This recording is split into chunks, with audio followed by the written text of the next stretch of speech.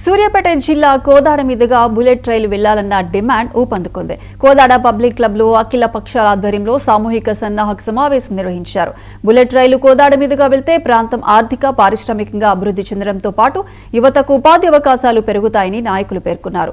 మాజీ ఎమ్మెల్యే బొల్ల మల్లయ్య యాదవ్ ఉద్యమానికి మద్దతు తెలిపారు. మన కోదాడ మన బుల్లెట్ రైలు మన గళం అంటూ నినదించిన అఖిల పక్షాలు అన్ని వర్గాల ప్రజలు ఐక్యంగా ఉద్యమించాలని పిలుపునిచ్చాయి.